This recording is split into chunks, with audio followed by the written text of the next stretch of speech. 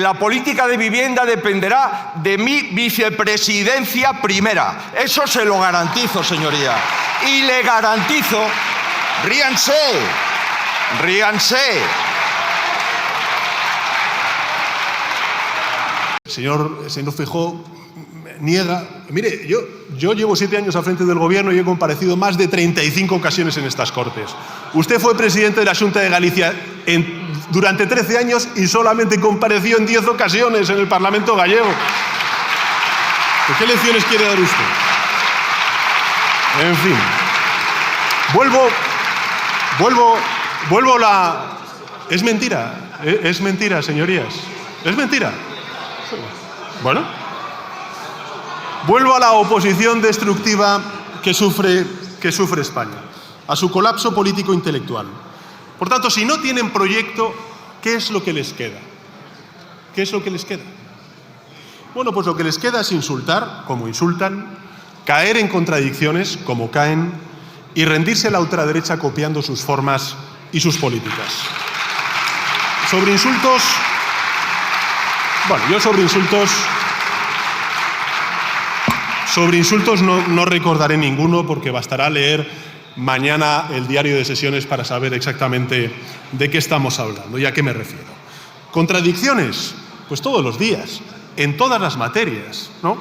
Por ejemplo, pregúntenles a los presidentes autonómicos del Partido Popular, pasados y presentes, sobre las prórrogas presupuestarias. O más aún, la grave paradoja, la grave contradicción de llevar 7 años exigiéndonos unas elecciones anticipadas, pero se niegan a convocarlas en la Comunitat Valenciana después de la tragedia social, política e institucional que se ha vivido trasladando.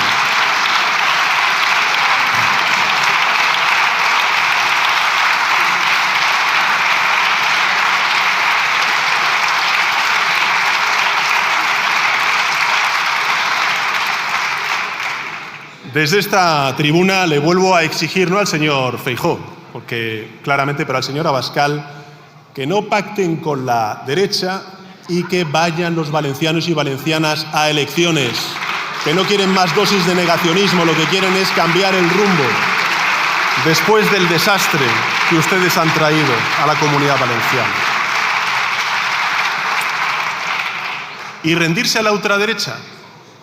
Bueno, es evidente, no solamente ustedes, señorías, también nosotros, creo que también los ciudadanos y ciudadanas de Valencia, sin luz y taquígrafos, ¿se acuerdan? Luz y taquígrafos, señor Sánchez, queremos saber exactamente qué negocian. Bueno, sin luz y taquígrafos sobre las negociaciones del señor Abascal con el señor Feijóo, que mantienen en la Comunitat Valenciana, habrá que esperar al acuerdo si lo hay. Pero ya les advierto, señorías, el Gobierno de España va a estar vigilante para que ninguno de esos acuerdos vulnere los compromisos internacionales europeos ni la legislación vigente en materia de derechos y de libertades.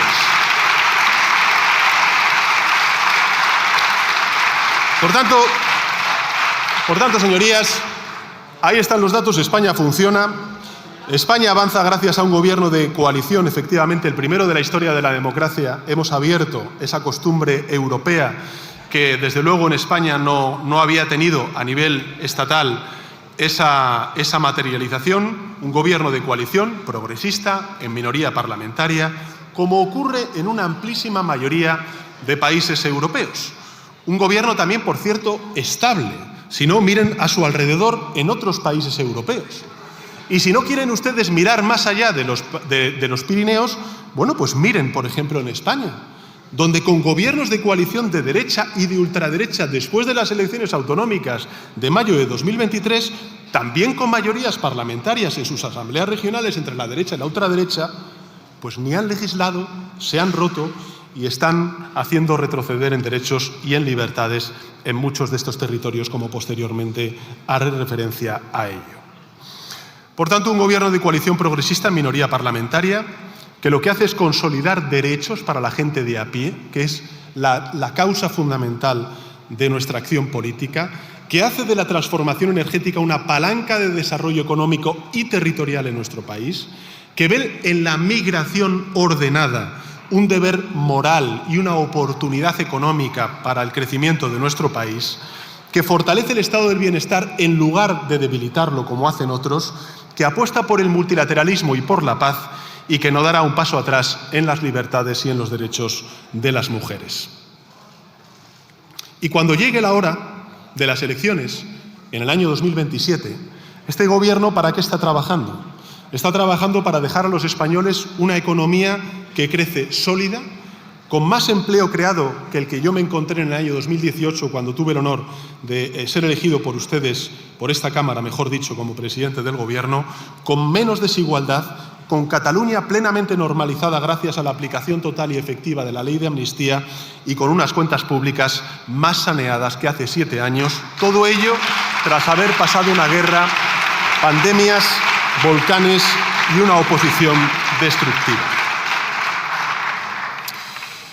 Por tanto, paso al tercero de los asuntos de esta comparecencia, que es la lucha contra la corrupción. Como saben, esta es una lacra que, a pesar de los numerosos avances de los últimos años, sigue afectando a nuestro país. Así lo demuestran el caso de presunto cohecho y de malversación que afecta a 2 exsecretarios de organización del Partido Socialista y las más de 30 causas abiertas por corrupción que tiene el Partido Popular.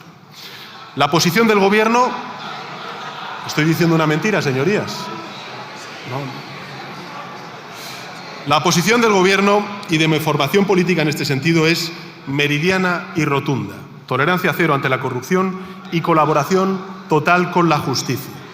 Esta es nuestra posición, estamos actuando en consecuencia y lo estamos haciendo, por cierto, no ahora, sino desde que llegamos al Gobierno en el año 2019. Les recuerdo, por ejemplo, que en el año 2019 dimos un paso decisivo para combatir la corrupción en el ámbito privado, amplificando, o mejor dicho, ampliando la tipificación de conductas delictivas entre particulares. Que en el año 2022 incorporamos en nuestro ordenamiento jurídico el delito de enriquecimiento ilícito e injustificado de los cargos públicos y que en el año 2023 regulamos la protección de quienes informan sobre infracciones normativas para garantizar el respaldo institucional a quienes denuncian prácticas corruptas.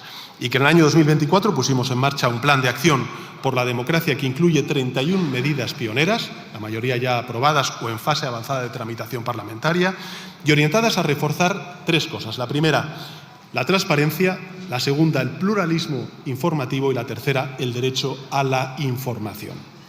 Y el pasado 9 de julio del año 2025 asumí un compromiso adicional en esta Cámara, en una comparecencia, y es ejecutar el primer Plan Estatal de Lucha contra la Corrupción que se haya aprobado en la historia de la democracia de nuestro país. Un plan ambicioso que fue elaborado conjuntamente con un organismo multilateral, que es la OCDE, integrando propuestas de todos los partidos del bloque de la investidura, también de la sociedad civil y de organismos internacionales como el Greco y la propia Comisión Europea. Dijimos que lo sacaríamos adelante antes de que acabara el año y lo estamos cumpliendo, señorías. Viva prueba de ello es que arrancamos septiembre con la tramitación de consulta pública del anteproyecto de ley orgánica, una ley que reformará normas clave, que sentará las bases del plan, que creará la Agencia Independiente de Integridad Pública de Supervisión, una de las principales demandas de los expertos y también, lógicamente, de muchos grupos parlamentarios aquí presentes. En octubre, el Consejo de Ministros y Ministras aprobó, a su vez, el anteproyecto de ley de Administración Abierta, también el 5º Plan de Gobierno Abierto, que son 2 instrumentos importantes que dotan de más transparencia a nuestro sistema y que van a ayudar a evitar la malversación dentro de las instituciones. Y de igual manera, el Gobierno ha puesto en marcha varias medidas de supervisión estructural, como es, por ejemplo, la transformación de la plataforma de contratación pública, incorporando herramientas tecnológicas de inteligencia artificial para identificar patrones anómalos en la contratación pública, la supervisión por parte de la sociedad civil a través de tanto de las auditorías ciudadanas como por medio de los pactos de integridad. Saben ustedes, porque está en tramitación parlamentaria la ley de lobbies, para que por primera vez en nuestra historia democrática se regule a nivel estatal las relaciones entre los grupos de interés y también los cargos públicos.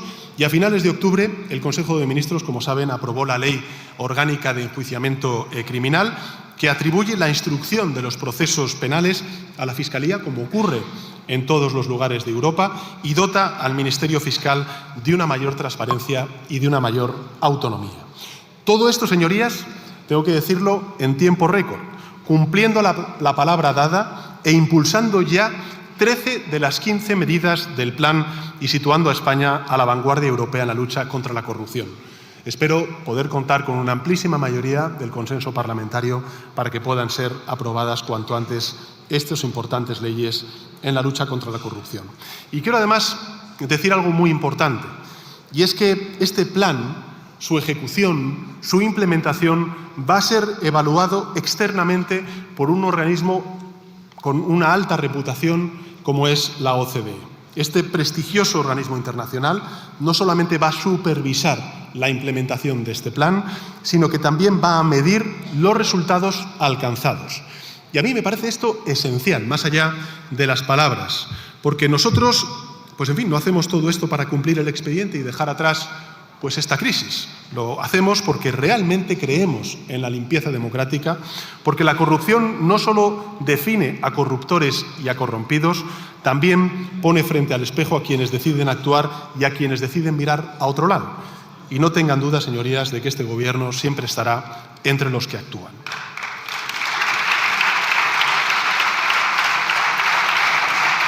En todo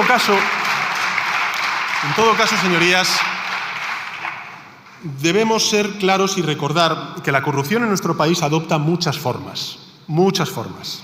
A veces son cargos públicos que cobran mordidas por cosas ilícitas, a veces son comisionistas y lobistas que cruzan la frontera de la ley, y a veces son líderes políticos, partidos políticos, que recortan, que privatizan los servicios públicos a cambio de determinados favores o apoyos económicos de amplio espectro.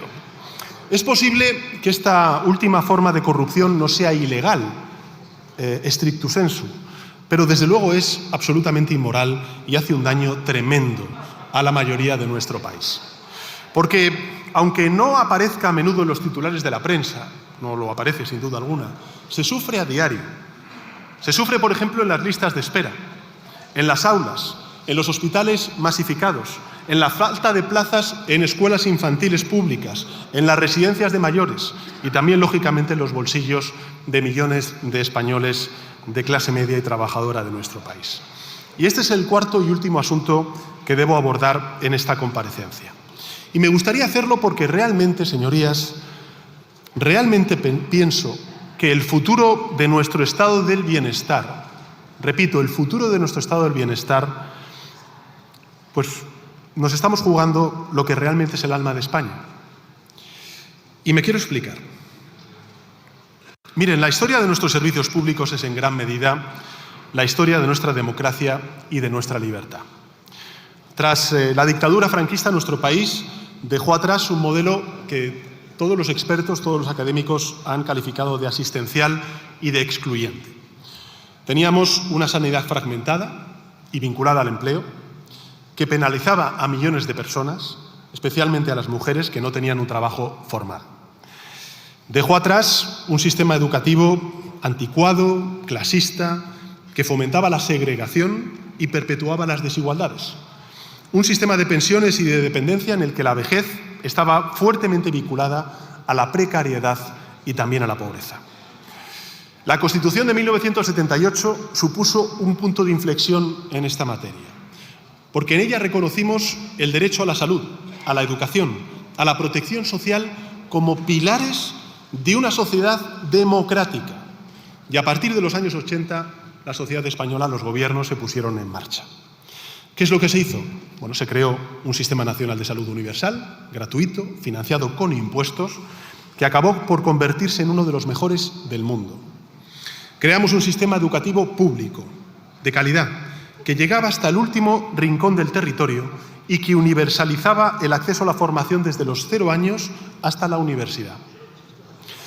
Creamos también un sistema público de pensiones y lo hicimos más amplio, incluyendo a los trabajadores autónomos, también los del campo, reconociendo las pensiones no contributivas. Y ya en el siglo XX dimos un paso más en la articulación de ese estado del bienestar con un sistema nacional de dependencia que reconocía y hacía efectivo el derecho de nuestros mayores y de las personas vinculadas a ellos y a las personas vulnerables a recibir cuidados dignos y también un reconocimiento en la seguridad social, como es el caso de los cuidadores y cuidadoras del Sistema Nacional de Dependencia, cuestión que fue recortada por el Partido Popular y recuperada por el actual Gobierno. Así nació, señorías, el estado del bienestar en nuestro país, gracias a la Constitución del 78 y también, lógicamente, al impulso político. Por tanto, no fue un regalo, fue una conquista democrática y, si me permiten, señorías, fue sobre todo una conquista socialista.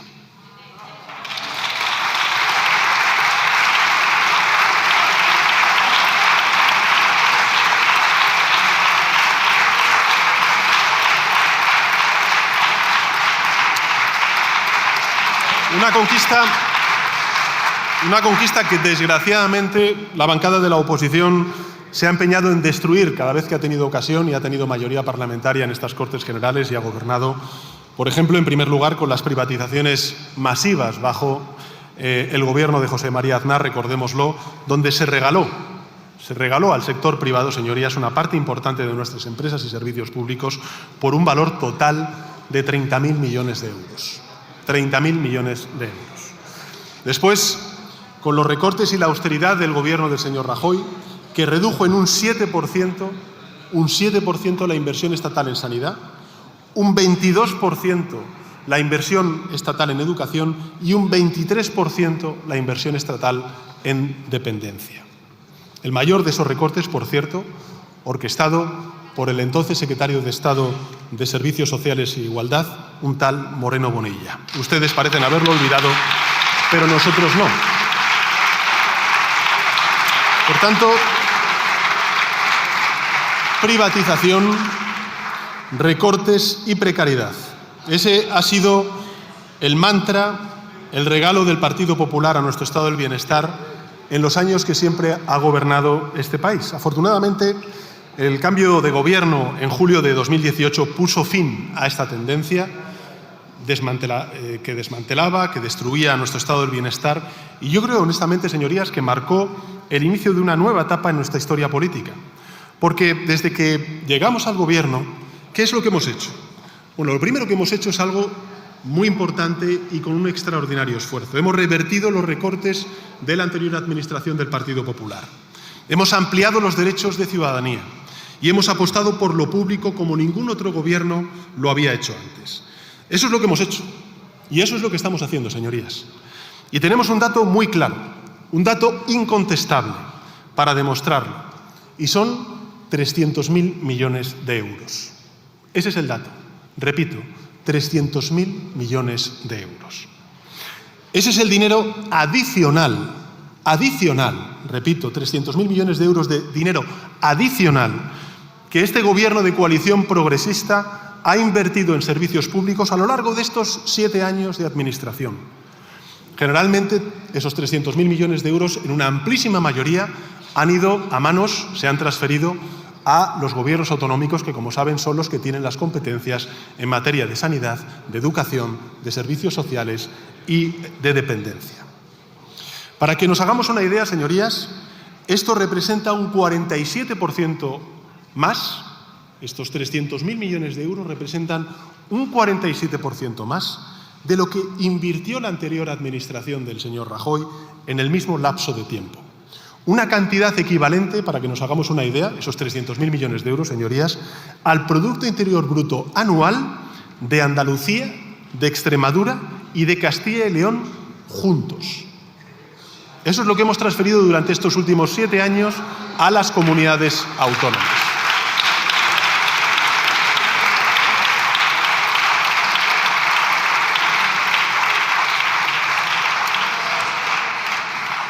Hemos puesto a disposición de la sanidad pública, señorías, 40.000 millones de euros.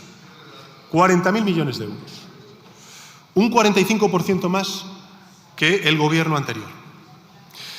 Con ellos, ¿qué hemos hecho o qué hemos permitido lograr? Bueno, pues hemos recuperado, por ejemplo, la universalidad del derecho a la salud. Hemos eliminado los copagos para los ciudadanos más vulnerables. Hemos reforzado las plantillas del profesional sanitario.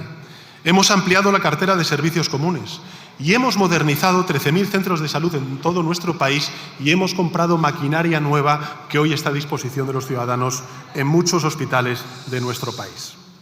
Esto es lo que hemos hecho en sanidad. 40.000 millones de euros puestos a disposición de la sanidad pública en nuestro país en manos de las comunidades autónomas.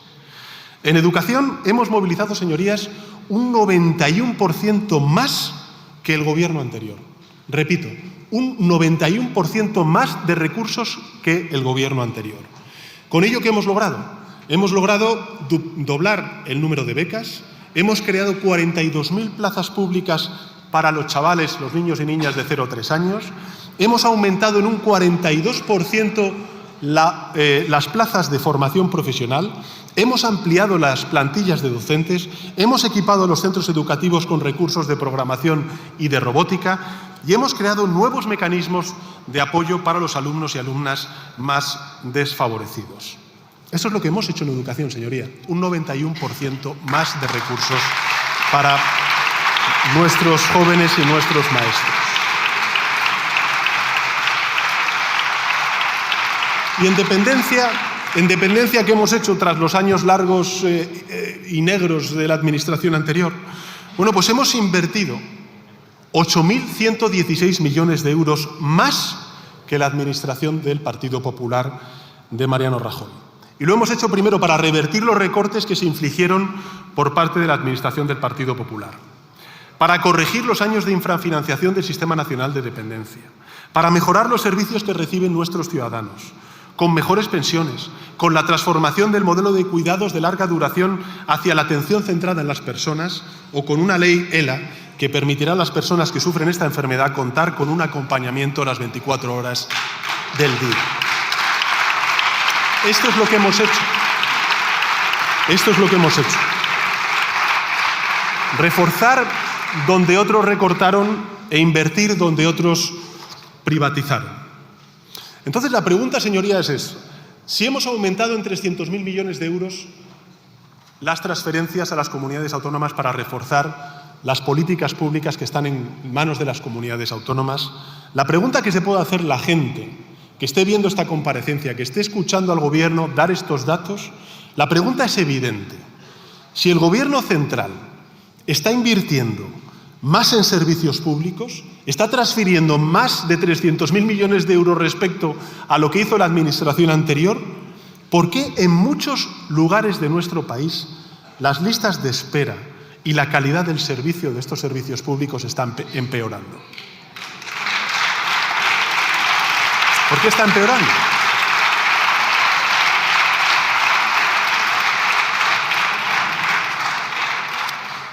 Y la respuesta es clara. La respuesta es que no es un problema económico, es un problema ideológico y un modelo de sociedad. Porque hay gobiernos autonómicos que están usando este dinero de la gente, para satisfacer las exigencias de los de arriba, de las élites, y hacer negocios que quizás son legales, pero que sin duda son inmorales y destructivos para las clases medias y trabajadoras de nuestro país.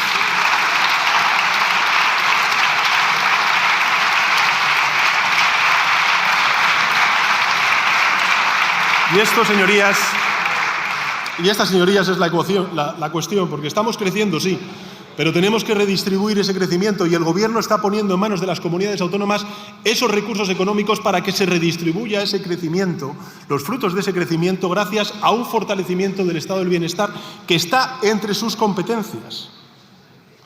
Y que hay determinados gobiernos que por cuestiones ideológicas y por cuestiones de modelo de sociedad están haciendo lo contrario. Empecemos, por ejemplo, con la sanidad. En los últimos 7 años, este territorio, la Comunidad de Madrid, ha recibido casi 130.000 millones de euros en transferencias de la Administración General del Estado. Repito la cifra, 130.000 millones de euros en transferencias de la Administración General del Estado, del Gobierno de España. Bueno, ¿qué se ha hecho con ese dinero adicional? Pues ha bajado en 5.067 millones de euros los impuestos a la clase alta que vive en Madrid. Ha destinado más de 5.000 millones de euros a contratos con empresas privadas, como por ejemplo la de Quirón, en apenas 6 años. Hasta el punto, señorías, hasta el punto de que hoy 1 de cada 3 euros del gasto madrileño en salud va a concierto con sanidades, con clínicas privadas. 1 de cada 3 euros del gasto madrileño en salud va a concierto con clínicas privadas. 1 de cada 3 euros. ¿Y qué ha conseguido el gobierno de la señora Ayuso? Bueno, pues la doctrina neoliberal nos dice que privatizar significa mejorar la eficiencia y mejorar la calidad del servicio. Eso es lo que dicen en teoría, ¿no? ¿Verdad, señorías? Pues ha ocurrido todo lo contrario, y no lo digo yo, señoría, ahí están los datos. La confianza de los madrileños en su sistema sanitario ha caído 23 puntos respecto al año 2019. 23 puntos.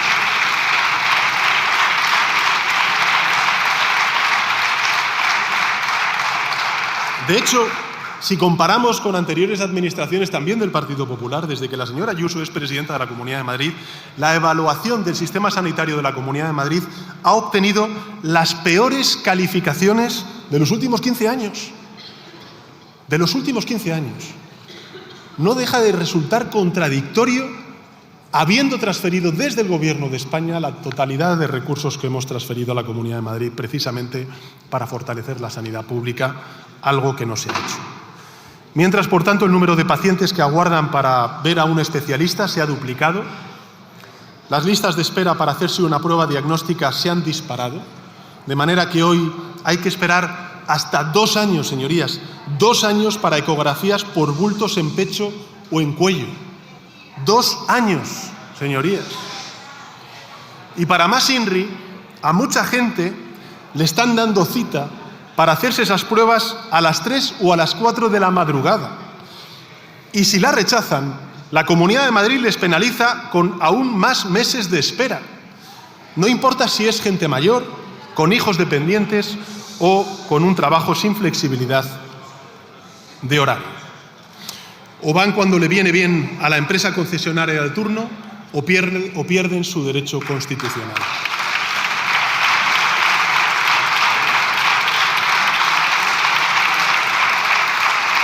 Por eso, señorías, se explica que para sobrevivir más de 360.000 madrileños han tenido que hacerse un seguro privado, un incremento del 16%.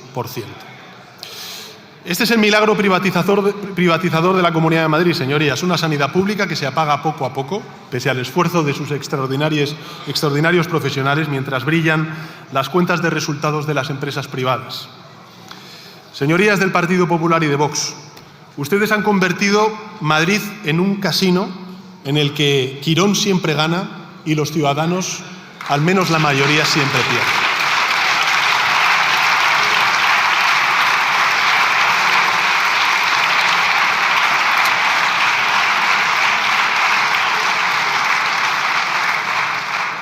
Y si miramos a Andalucía, pues nos encontramos un panorama muy similar, señorías. Muy similar. Más de 53.800 millones de euros de financiación extraordinaria transferidos por el Gobierno de España desde el año 2018. Repito la cifra, más de 53.000 millones de euros transferidos de manera adicional por parte del Gobierno de España a la Junta de Andalucía desde el año 2018. Por tanto, habría que esperar por parte de la Junta de Andalucía una sanidad mucho más fiable, mucho más eficaz, mucho más equitativa. Pero la realidad, por desgracia, es muy distinta. Porque ese dinero no está yendo a contratar sanitarios o a mejorar las infraestructuras públicas. Está yendo a rebajar cerca de 200 millones de euros los impuestos a las élites de Andalucía y a regar con contratos a la sanidad privada. Fíjense en este dato, señorías. Desde el año 2019, el Gobierno andaluz ha destinado casi 4.000 millones de euros, repito la cifra, desde el año 2019, ha destinado el Gobierno de Moreno Bonilla casi 4.000 millones de euros a conciertos con clínicas privadas. 4.000 millones de euros. Las derivaciones a cirugías privadas lo que han hecho ha sido triplicarse. Las derivaciones a consultas externas privadas se han multiplicado por 4 y el gasto en conciertos ha subido casi un 70%. ¿Y el resultado de esa privatización cuál es? ¿Cuál está siendo? Pues yo se lo digo, el número de sanitarios por habitante se ha desplomado. Hoy Andalucía tiene 18.000 profesionales menos de los que les correspondería por o en comparación con la media nacional. La satisfacción de la ciudadanía con los servicios recibidos también ha caído, como por ejemplo en la Comunidad de Madrid. La proporción de andaluces que sufre pobreza farmacéutica ha aumentado hasta superar la media española y las listas de espera se han disparado en la sanidad pública andaluza. Fíjense, en este momento, señorías, en este preciso momento, hay 848.787 andaluces esperando un diagnóstico. 848.787 andaluces esperando un diagnóstico y 200.000 esperando una operación, de los cuales 43.000 llevan más de un año esperando esa intervención quirúrgica en el sistema sanitario andaluz. Y esto, señorías, no solamente es lamentable, sino que es inmoral e ilegal.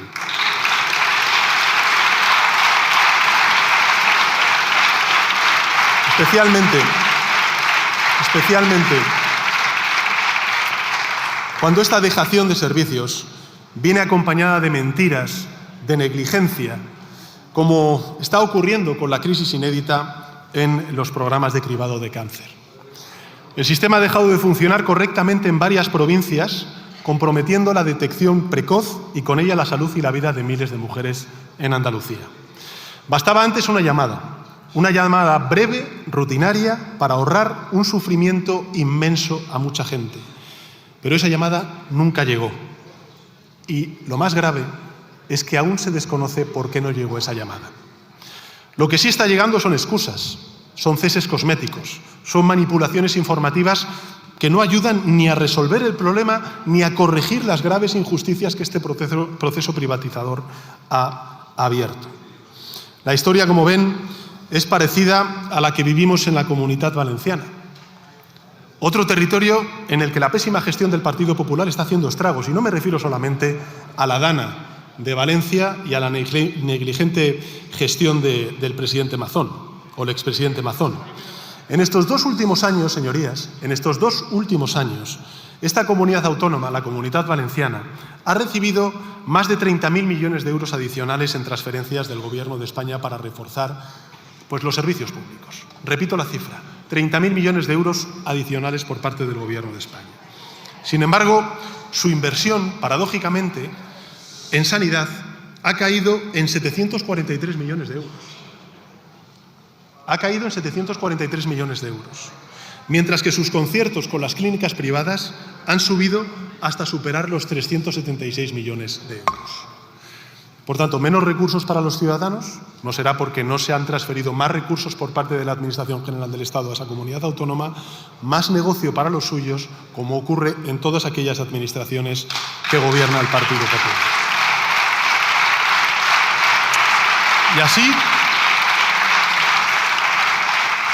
Y así podríamos seguir en todas las comunidades autónomas que gobierna el Partido Popular con el apoyo de la ultraderecha. En Aragón, 682 camas cerradas en hospitales públicos. En Murcia, el Gobierno del Partido Popular ha recortado más de 700 millones de euros en sanidad y ha derivado más de 70 millones a clínicas privadas, y además lo ha hecho al margen de la ley, según consta en el informe del Tribunal de Cuentas. En Galicia, el tiempo medio de espera para ver a un especialista ha aumentado en casi un mes, y en Castilla y León 199 millones de euros desviados a la sanidad privada. Insisto, todos estos recortes, todos estos ajustes, mientras este Gobierno ha aumentado en 300.000 millones de euros adicionales la financiación para servicios públicos de todas las comunidades autónomas de nuestro país. Por tanto, no es una cuestión solamente de recursos económicos, es una cuestión también de compromiso político y social y, lógicamente, de un modelo de sociedad que claramente es disfuncional respecto al sentir y lo que quiere la mayoría de nuestros ciudadanos, que lo que quieren son servicios públicos fuertes, robustos, que cohesionen social y territorialmente a nuestro país. Por tanto, señorías, el patrón es claro. Allí donde gobierna la derecha con el apoyo de la ultraderecha, debilitamiento y venta de la sanidad pública. Lo que quieren es que los servicios se degraden, que las listas de espera se alarguen más allá de lo humanamente aceptable, hasta que a la ciudadanía no le queda más remedio que irse a la clínica privada, pagada con los impuestos de todos o con el dinero de su propio bolsillo. Y esto está pasando, señorías, está ocurriendo. Y no es por casualidad, ni tampoco es una imposición de Bruselas, ni tampoco lo es por la presión inevitable de una recesión económica. Al contrario, España está creciendo fuertemente. Representamos el 40% del crecimiento económico de la zona euro. Estamos creando empleo como no se había creado nunca en nuestro país. 22.400.000 personas ocupadas, con una población activa de 25 millones de personas. Señorías, estamos transfiriendo, insisto, 300.000 millones de euros desde que yo soy presidente del Gobierno, más para financiar los servicios públicos que están en manos de las comunidades autónomas. En fin, esto, señorías, es el resultado, evidentemente, de un proyecto político, de un plan premeditado de la derecha para desmantelar nuestro estado del bienestar y hacer negocio con los derechos de la gente. Esto también se aprecia con nitidez en el ámbito de la educación. Fíjense, en los últimos 7 años, el Gobierno de España ha transferido 670 millones de euros para la creación y el mantenimiento de plazas en escuelas infantiles públicas. Repito la cifra, 670 millones de euros adicionales. Recursos suficientes para financiar 42.000 plazas más que las que financiaba el Ejecutivo del señor Rajoy. 42.000 plazas más. Pero en las comunidades autónomas que gobierna la derecha con el apoyo de Vox, las plazas públicas han aumentado mucho menos de lo que deberían, porque una de esas partes de esos recursos se han usado para otras cosas. Por ejemplo, mientras el Partido Popular se ha afanado en incentivar la apertura de guarderías privadas, con el reparto de cheques a las familias que usan sus servicios, o, por ejemplo, boicoteando la apertura de guarderías públicas. De hecho, han llegado al punto de rechazar 142 millones de euros de fondos públicos europeos que habrían permitido crear 15.000 plazas públicas y gratuitas para educación infantil de 0 a 3 años, como hizo, por ejemplo, el señor Moreno Bonilla en Andalucía o el señor Rueda en Galicia hace unos meses. Por tanto, como pueden ver, señorías, el plan es evidente, es proteger el negocio privado de unos, aunque ello implique dañar los intereses de la mayoría social. Y desgraciadamente lo están logrando. Y quiero alertar a sus señorías sobre este aspecto, porque a pesar de que cada vez nacen menos niños en nuestro país, nacen menos niños, la población, la natalidad en nuestro país, pues, saben ustedes que es plana, cuando no negativa. En la última década nacen menos niños. Lógicamente, el mercado te llevaría a que los precios de las guarderías privadas fueran inferiores. Pues no, al contrario. La guardería privada en España ha aumentado en su precio un 50%. 24 puntos más que la inflación. Hablamos de una media de 500 euros al mes en muchas ciudades.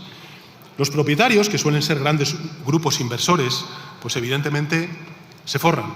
Y los padres y madres, pues están más exprimidos. Todo ello por cortesía de la derecha y la ultraderecha española. Lo mismo pasa con la formación profesional. Lo mismo pasa con la formación profesional. La gran apuesta de este país, la formación profesional, que está detrás también de la caída del paro estructural, de la caída del paro de nuestros jóvenes y del aumento de su empleabilidad. Ahora que la ciudadanía y también las empresas demandan más que nunca esta clase de formación, la formación profesional, los gobiernos autonómicos de la derecha, con el apoyo de la ultraderecha, se están dedicando a asfixiar a los centros públicos con un 15% menos de financiación. Un 15% menos de financiación, como en la Comunidad Valenciana, a la vez que incentivan la creación de centros privados que a menudo ofrecen títulos de peor calidad y a un coste 3.500 veces mayor que el de la pública. Por ejemplo, en la Comunidad de Madrid, la señora Ayuso, ha concedido más de 30 millones de euros en becas para la formación profesional privada, al tiempo que ha dejado sin plaza a más de 30.000 alumnos en la formación profesional pública. En Andalucía, la Junta oferta en este curso solo 2.600 plazas en ciclos de centros públicos, frente a los más de 9.400 autorizadas del sector privado. 2.600 plazas en el sector público, 9.400 autorizadas en el sector privado. En esa comunidad autónoma, para que nos hagamos una idea de las consecuencias de lo que está teniendo este proceso privatizador, en Andalucía hay provincias enteras, repito, señorías, como es el caso de la provincia de Granada, que se están viendo privadas de la posibilidad de formarse en la pública. Piensen, por ejemplo, en el pueblo de Montefrío. Hace unos años, si alguien quería hacer allí un grado superior en paisajismo o medio rural, podía hacerlo en un centro público pagando 0 euros de matrícula. 0 euros de matrícula. Hoy ya solo puede hacerlo en un centro privado, desplazándose 3 horas al día en autobús y pagando 2.500 euros. Así apoyan ustedes a la España que madruga, haciéndola madrugar aún más para obtener mucho menos.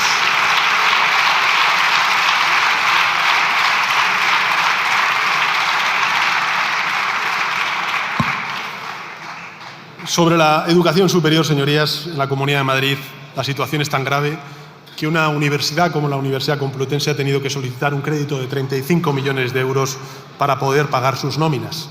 Y eso que la señora Ayuso es alumna ilustre de la Universidad Complutense de Madrid.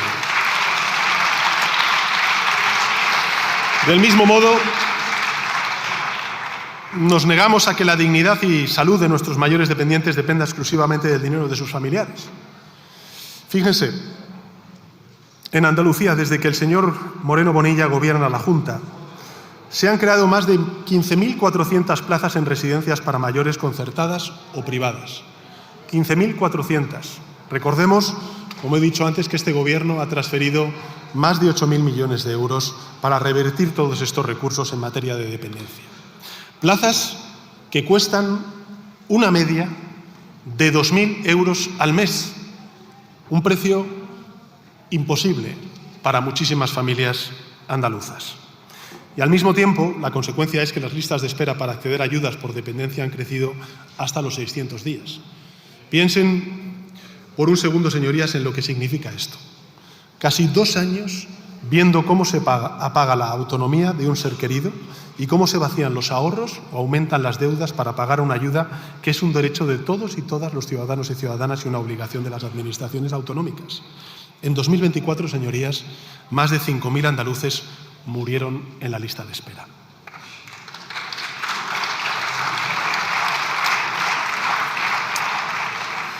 Y ocurre algo parecido, ¿no? Allí donde gobierna también la derecha en otros territorios. En la Comunidad de Madrid, sin ir más lejos, aumentan las listas de espera, se reduce la inversión pública y crecen en 56 millones de euros los beneficios de las residencias privadas.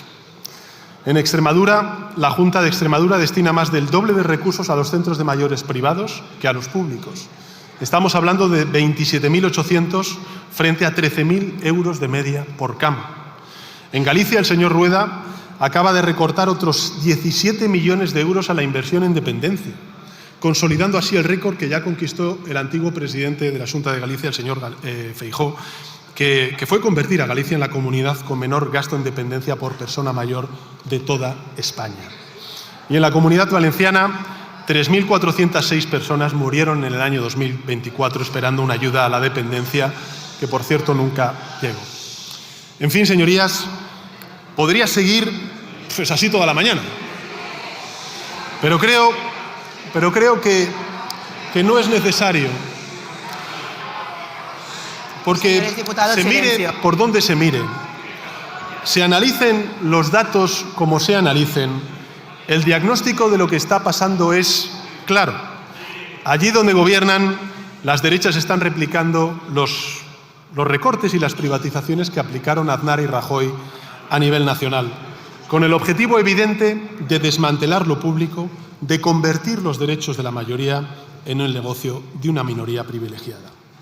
Como ven, la derecha y la ultraderecha no han cambiado de manual, solo de escenario, y eso, pues en fin, en un Estado compuesto, descentralizado como es el nuestro, lo hace aún más peligroso, porque son las comunidades autónomas, insisto, para conocimiento de la ciudadanía, las que tienen las competencias clave en la provisión de esos servicios públicos. Son ellas quienes pueden ampliar o recortar en última instancia ese estado del bienestar. Y eso está permitiendo al Partido Popular ejecutar pues ese plan en primera línea, sin intermediarios, sin rendición de cuentas, a menudo sin que siquiera se sepa porque no comparten los datos ni con los medios de comunicación, ni tampoco lo comparten, señorías, con el Gobierno de España. En este tema no es que el Partido Popular tenga la sartén por el mango, es que son la sartén. la superficie misma sobre la que se cocinan los planes de Quirón y de compañía. Pero les diré algo, señorías. Desde luego, desde el Gobierno de España no lo vamos a permitir.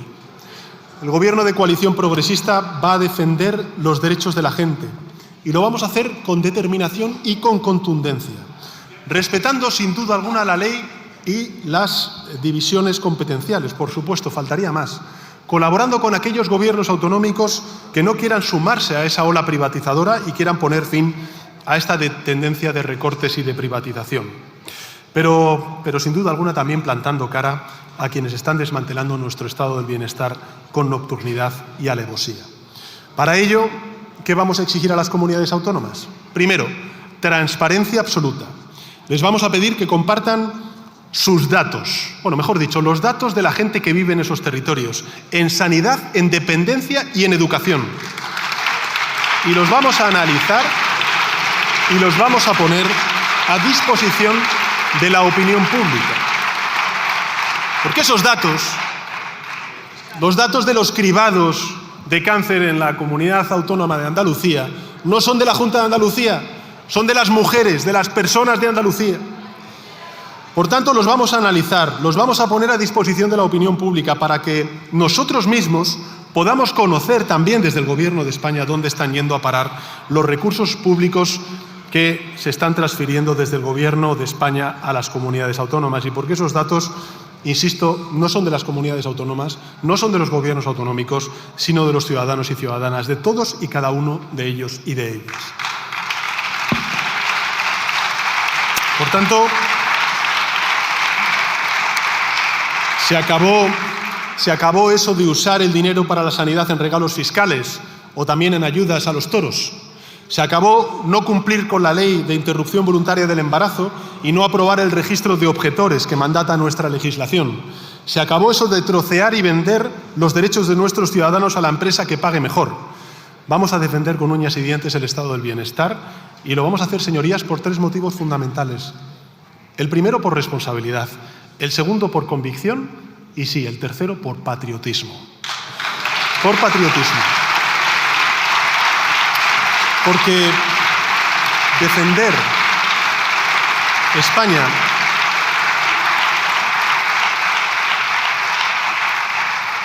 España no es pasear con la bandera del aguilucho, la bandera preconstitucional. Defender España no es invertir un 5% de nuestro Producto Interior Bruto en armamento, ni criminalizar a los inmigrantes, ni crear polémicas vacías contra Marruecos o Francia, ni envolverse en la bandera, ni reivindicar una interpretación sesgada de nuestro pasado colonial. Eso nada tiene que ver con el patriotismo, ni tampoco con la valentía. Defender España es apostar por esas escuelas públicas que abren cada mañana. Es mejorar esos centros públicos que nunca cierran ni cerraron en la peor etapa de la crisis de la COVID. Es invertir en esas residencias en las que las cuidadoras públicas y cuidadores públicos llaman por su nombre a quienes ya casi no recuerdan el suyo. Esa es la España que más merece nuestra pena defender.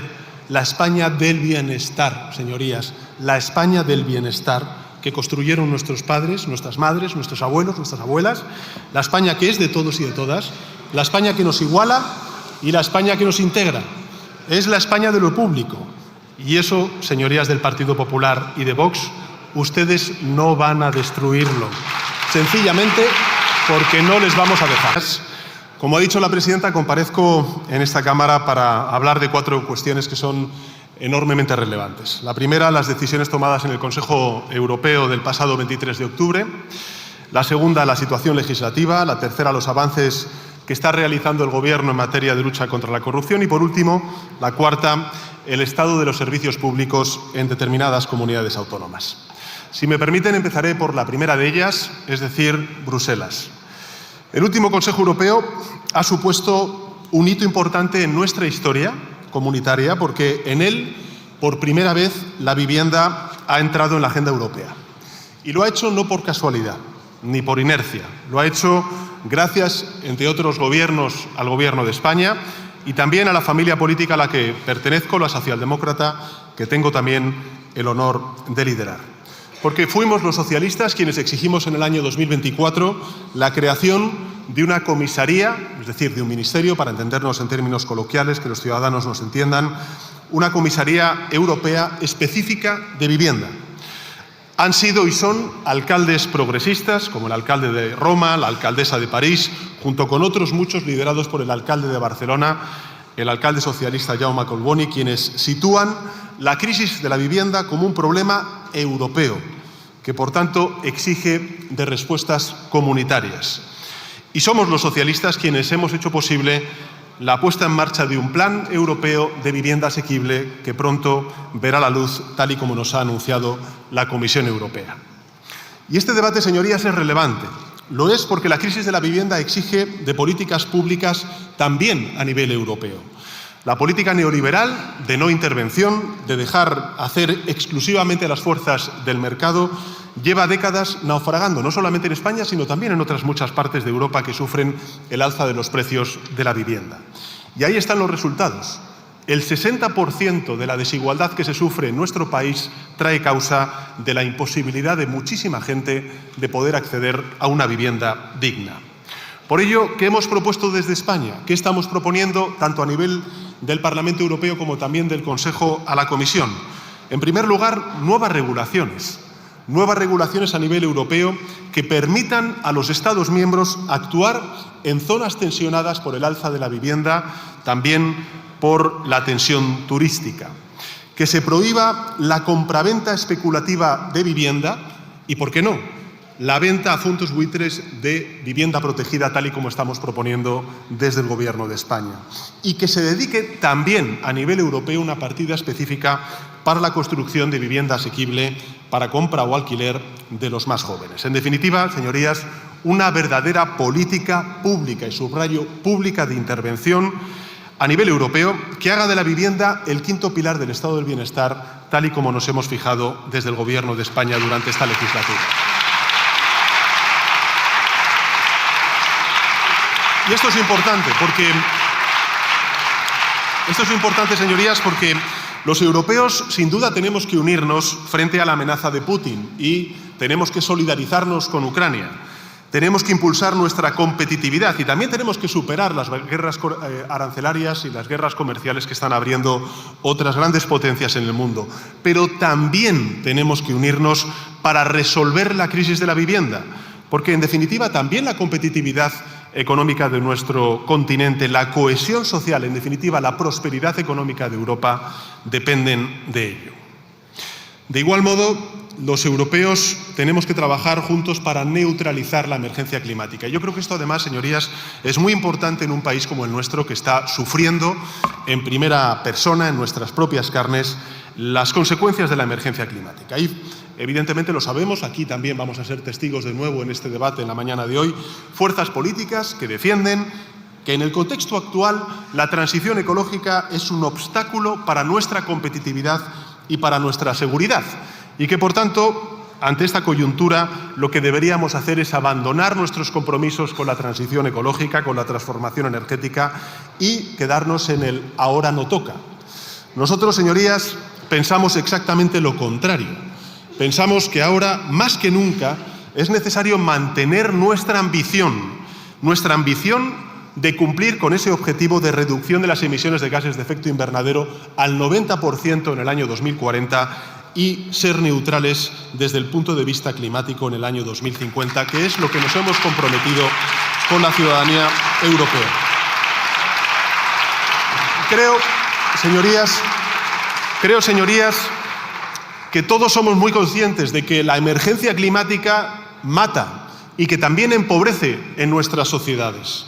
Porque la transición ecológica es el mejor motor ahora mismo que tenemos para reindustrializar nuestra economía, para ganar competitividad, para preservar sectores que son muy importantes en nuestra economía, como es, por ejemplo, el sector agrícola o también el sector turístico, para crear nuevos empleos, como estamos haciendo, por ejemplo, con la transformación energética, y para fortalecer aquello que llamamos autonomía estratégica europea. España es, por tanto, señorías, la viva prueba de que se puede crecer económicamente y reducir los gases de efecto invernadero como estamos haciendo durante estos últimos 7 años. Nuestra economía, señorías, hoy representa el 40% del crecimiento total de la eurozona. Hoy tenemos más de 22,4 millones de personas ocupadas y al mismo tiempo hemos reducido las emisiones de nuestro sector eléctrico en casi un 60%. En casi un 60%. Nuestra apuesta por las energías renovables nos ha permitido tener en el año 2024 un precio de la electricidad un 40% inferior al que hubiéramos tenido si hubiéramos mantenido el mix energético del año 2019. Un 40%. Esto no son abstracciones, señorías, son recursos económicos que mantenemos en las empresas, en los hogares, en los trabajadores y trabajadoras. Todo ello, además, tiene un efecto muy positivo porque atrae inversión, crea empleo, reindustrializa nuestra economía y esto nos está ayudando, a su vez, a atraer esa reindustrialización a muchos de los territorios de nuestro país que vieron durante la revolución industrial de los siglos pasados pasar ese desarrollo económico a otros territorios y no a los territorios que lo estamos viendo hoy. Y pienso en la Comunidad Valenciana, también en Extremadura o Andalucía, por citar algún ejemplo. Por tanto, señorías, el modelo español puede ser un modelo de éxito para Europa y también para el mundo.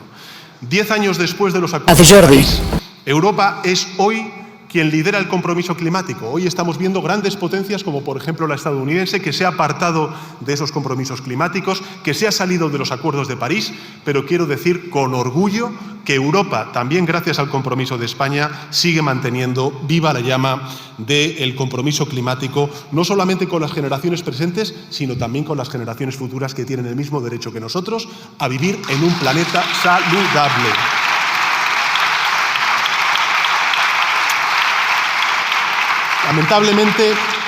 Lamentablemente, señorías, este consenso que es científico, que es amplísimo en nuestra sociedad, incluso político entre las grandes fuerzas parlamentarias europeas, se ha roto esta misma semana en el Parlamento Europeo, viendo a eurodiputados españoles del Partido Popular en un país que sufre la emergencia climática como ningún otro en Europa, votar con la ultraderecha contra la reducción de los gases de efecto invernadero.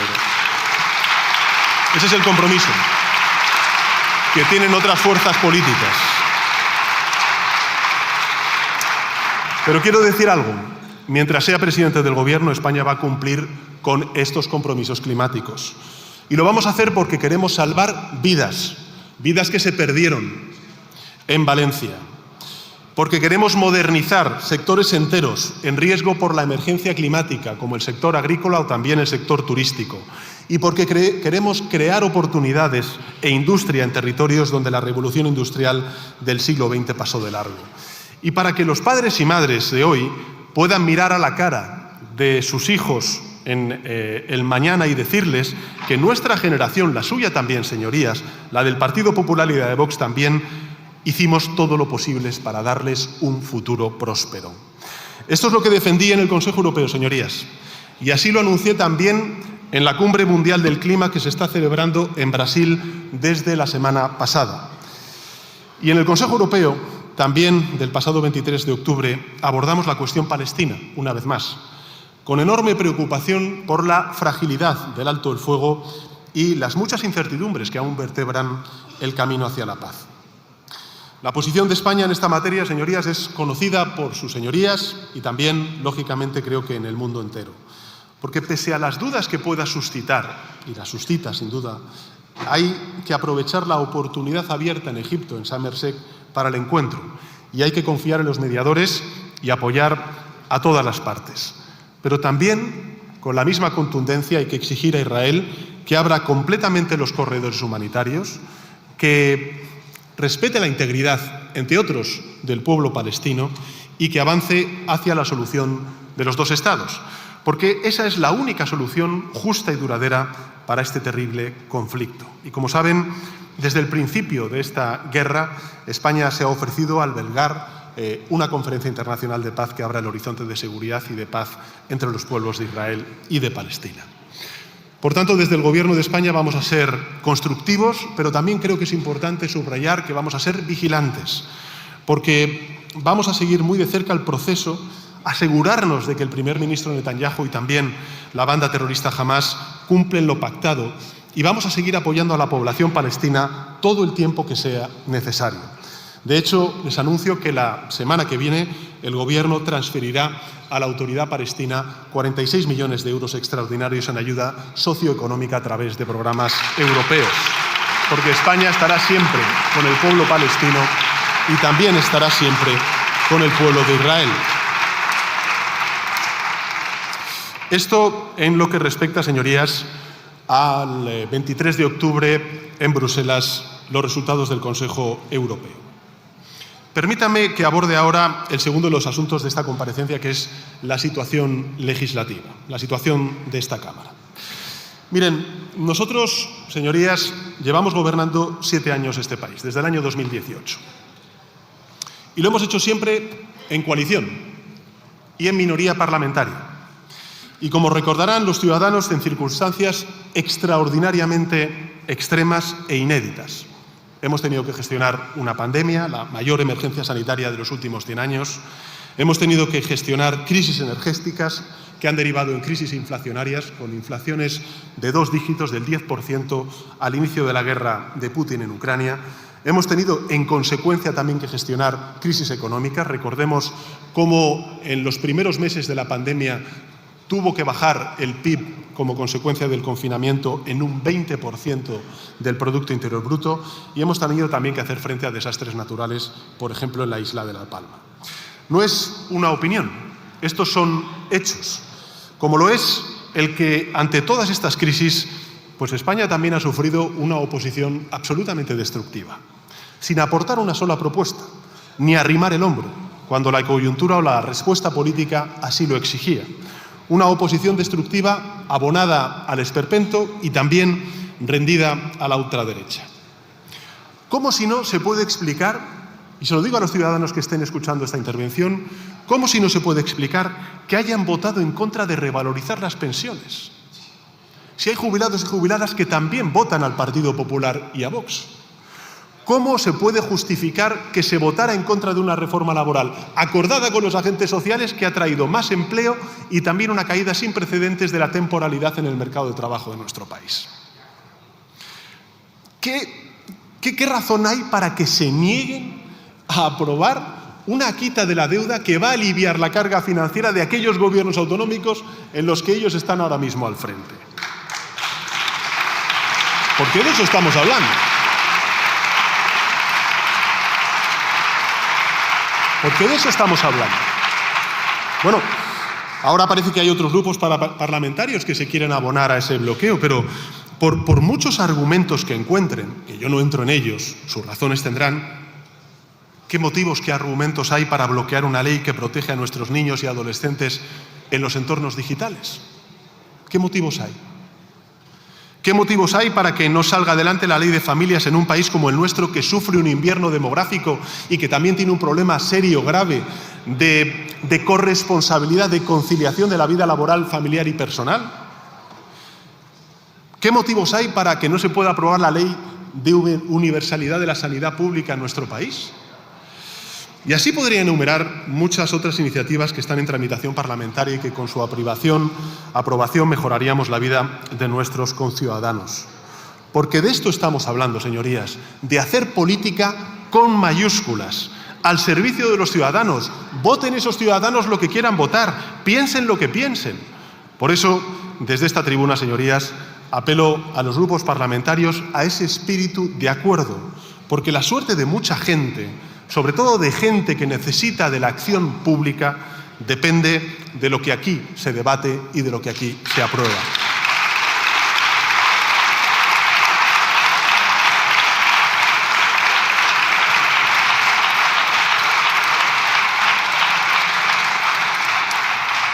Señorías, como testigo y también, desgraciadamente, como protagonista de los ataques de esta oposición destructiva desde que tengo el honor de ser presidente del Gobierno, vengo sosteniendo la siguiente tesis.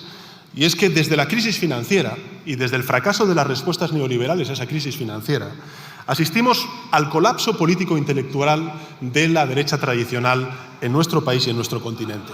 Sí, eso no significa que no tengan responsabilidad institucional, la tienen, y mucha, por cierto, después de las elecciones de mayo del año 2023. Pero, señorías, no hay proyecto político detrás de ese poder institucional. Hay un fracaso político-intelectual de la derecha tradicional desde la crisis financiera y la respuesta neoliberal fracasada.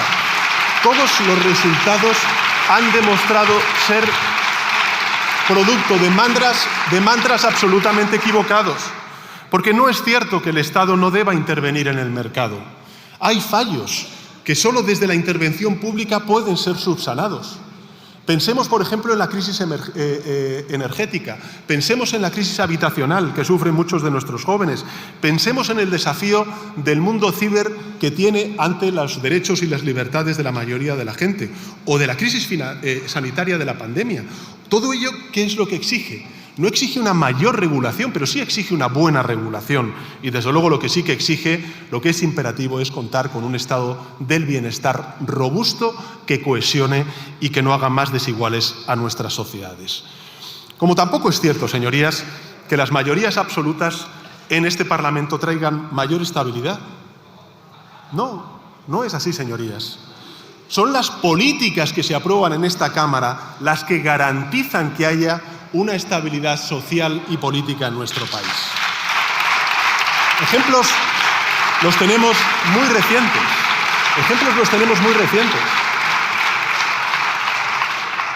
Recordemos las contrarreformas del presidente Mariano Rajoy con una mayoría absolutísima en el mercado laboral, en el mercado de las pensiones, o en el sistema de las pensiones, mejor dicho, o también en el sistema público de educación o de sanidad.